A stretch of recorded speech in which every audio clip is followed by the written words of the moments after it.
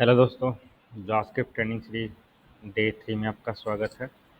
आज बात करते हैं कि जावास्क्रिप्ट की जो आउटपुट है, कोई भी वेरिएबल में हमने वैल्यू ली, कोई भी स्टेटमेंट है, उसको आउटपुट को हम कैसे गेट कर सकते हैं, उसके बारे में डिफरेंट डिफरेंट वेज है हमारे। सबसे पहले लेट्स सपोज कि आपने क्या लेट ए आप और एक को वैल्यू आपने दिया क्या 10 दिया। सबसे पहला जो वे है, बोलेंगे हम, जो मेथड 1 है कि आप अलर्ट करा सकते हो। अलर्ट, और आपने क्या किया, एक को अलर्ट करा दिया। अलर्ट कराओगे ब्राउज़र में, जब इसको रन करोगे तो यहाँ पे एक पॉपअप आएगा। उस पॉपअप में आपने जो भी वैल्यू वहाँ पे असाइन की वो अलर्ट हो जाएगी। नेक्स्ट वे जो है, या मेथड 2 हम बोलें इसको, कंसोल करा सकते हो, कंसोल डॉट लॉग। और एक को मैंने क्या किया, कंसोल करा लिया। पेज को सेव किया, ब्राउज़र पे गया, रिफ्रेश किया, यहाँ पहले अलर्ट आ गया 10। और मैं इंस्पेक्ट में जाऊँगा। इंस्पेक्ट में जाने के बाद यहाँ पे कंसोल का टैब एलिमेंट का, एंड देन कंसोल, इस पर क्लिक करूँगा तो यहाँ वैल्यू आ गई मेरी 10। नेक्स्ट वे जो है वो क्या है कि आप किसी एलिमेंट को वैल्यू असाइन कर सकते हो। अब जैसे मैं क्या करता हूँ, यहाँ पे एक h1 एलिमेंट ले लेता हूँ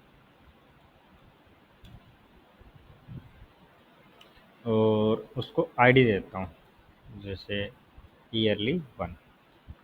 अब इसको कैसे कर सकते हैं, जैसे document dot gate element by ID, और आपने क्या एलिमेंट का आईडी स्पेसिफाई किया, आईडी क्या है, ईयरली 1 है, और dot inner STM is equals to A. अब ये क्या करेगा, ये मेथड 3 हो गया। ये क्या करेगा, इस वैल्यू को क्या कर देगा, आपके एलिमेंट को असाइन कर देगा 10। अब देखो इसने क्या किया, can not set property of null.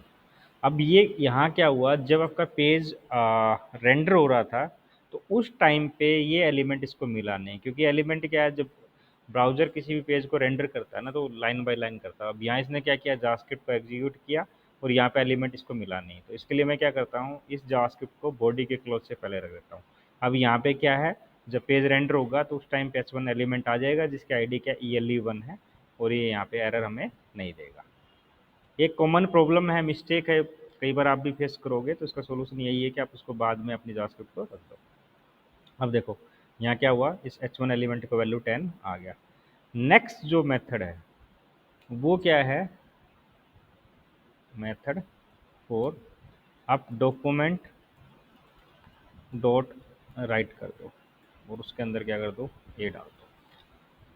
अब पहले इसको देखते हैं और फिर इसके बारे में बात करते हैं कि क्या डॉक्यूमेंट डॉट राइट हमें यूज़ करना चाहिए कि नहीं यूज़ करना चाहिए, क्या इसके बेनिफिट्स हैं, क्या बैकलॉग्स ड्रॉबैक्स हैं। अब यहाँ क्या हुआ कि डॉक्यूमेंट डॉट राइट हुआ और उसने क्या कर दिया, आपकी वैल्यू को अपडेट कर दिया। यहाँ जैसे आपका एलिमेंट था, इसके बाद आपकी वैल्यू को यहाँ पे डाल दिया। अब ये तो क्या हुआ कि जब आपका प्रोग्राम एग्जीक्यूट हो रहा था ना, उसी टाइम पे आपने इसको किया है। लेट्स सपोज कि आप ना क्या करते हो, कहीं जैसे आपका पेज लोड हो जाता है ना, उसके बाद ये चीज़ करते हो। मैं क्या करता हूँ, इसको एक फंक्शन में ले लेता हूँ, डॉक्यूमेंट डॉट राइट को ना, जैसे फंक्शन हेलो, यहाँ एक फंक्शन में इसको लिया। और अब क्या करता हूँ कि जब मेरा पेज लोड हो जाएगा उसके बाद मैं एक बटन लगाता हूँ। जैसे यहाँ पे मैंने बटन लिया, टाइप दिया उसको बटन, और यहाँ पे इवेंट है, ये ऑन क्लिक क्या है, जावास्क्रिप्ट की इवेंट है। क्लिक मी बटन का टेक्स्ट दे देते हैं और बटन को क्या कर दिया, क्लोज कर दिया, और ऑन क्लिक पे ये फंक्शन कॉल करा देते हैं हेलो। अभी देखो नॉर्मल बिहेवियर में क्या किया, 4 मेथड्स हमने यूज़ किए। एक तो अलर्ट करा के, कंसोल करा के, document dot gate element by ID के साथ, और नेक्स्ट क्या, डॉक्यूमेंट राइट के साथ। तो डॉक्यूमेंट राइट में इसने h1 के बाद मेरे को वैल्यू दे दिया। अब देखो यहाँ क्या हुआ, यहाँ पे क्लिक मी है। आप जैसे क्लिक मी पे क्लिक करोगे तो यहाँ इसने क्या किया, आपके कंप्लीट एस्टिमल को ये ना रिमूव कर देता है। जो भी आपका एस्टिमल है उसको रिमूव करके, और जो वैल्यू आपने डॉक्यूमेंट डॉट राइट में स्पेसिफाई, उस वैल्यू को असाइन कर देता है।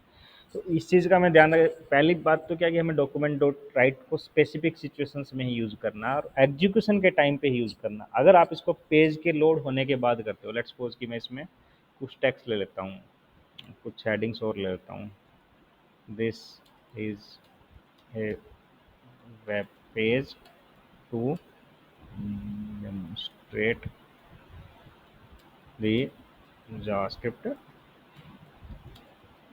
basics।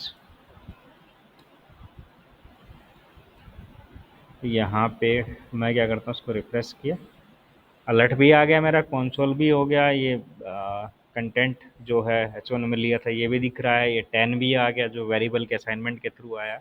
लेकिन जैसे ही मैं इसको क्लिक करता हूँ तो यहाँ क्या हुआ, इसने क्या किया, अगर इसके एचटीएमएल पार्ट को देखें तो इसने सब एलिमेंट्स को रिमूव कर दिया जो मैंने एचटीएमएल के अंदर टाइटल्स लिए थे या H1 एलिमेंट्स थे। इंस्टेड ऑफ इसने क्या किया, पूरे डोम को, पूरे डॉक्यूमेंट को क्या किया, अपडेट कर दिया और उसमें बेसिक एचटीएमएल हेड बॉडी बनाया और उसके साथ इसने क्या कर दिया, जो वैल्यू थी उसको स्पेसिफाई कर दिया। तो ये बेसिकली 4 डिफरेंट वेज है। अब इसमें ना दोनों चलते हैं, इनर एस्टिमल भी होता है, इनर टेक्स्ट भी होता है, उन दोनों का डिफरेंस समझ लेते हैं।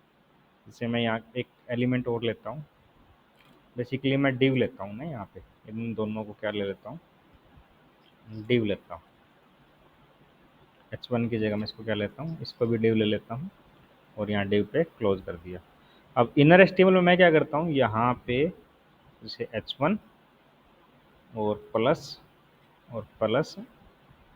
H1 को क्या किया, क्लोज किया।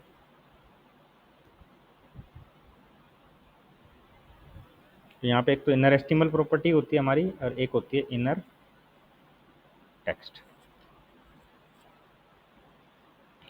अगर इसको देखें अभी हम, तो यहाँ क्या हुआ, इनर एस्टिमल के अंदर इसने क्या किया, सॉरी यहाँ पे इसको ना 2 और देना होगा।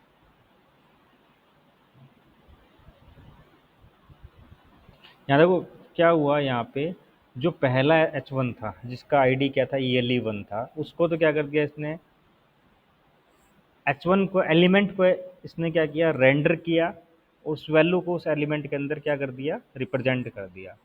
अब दूसरा जब इनर टेक्स्ट किया तो वहाँ पे क्या हुआ, इसने उसको रेंडर नहीं किया, इसने जो H1 एलिमेंट है ना इसको एज ए टेक्स्ट कंसीडर किया। तो इन दोनों का जो प्रॉपर्टीज़ हैं, ये document dot gate element by ID, जो इसकी दो प्रॉपर्टी है इनर एस्टिमल और इनर टेक्स्ट, इनका जो मेजर डिफरेंस क्या है, इनर एस्टिमल क्या होता है, अगर आपके कंटेंट के अंदर कोई एस्टिमल एलिमेंट भी है ना तो उसको एस्टिमल एलिमेंट को क्या करेगा, वो रेंडर करेगा और उस कंटेंट को उस एलिमेंट के अंदर प्रेजेंट कर देगा। लेकिन जब इनर टेक्स्ट की बात करते हैं तो वो क्या करेगा, चाहे वो एलिमेंट है या नॉर्मल टेक्स्ट है, दोनों को क्या है, एक कंटेंट के तौर पे रेंडर करेगा और उसी बिहाफ पे उसको प्लेस कर देगा। तो ये बेसिकली हमारे 4 डिफरेंट वेज हैं कि आप जावास्क्रिप्ट के जो वेरिएबल उसके आउटपुट को क्या है, अपने पेज के अंदर ले सकते हो। अगर दोस्तों आपका आज का वीडियो पसंद आया है तो वीडियो को लाइक करें, कमेंट करें और चैनल को सब्सक्राइब करें। धन्यवाद दोस्तों, मिलते हैं नेक्स्ट सेशन में।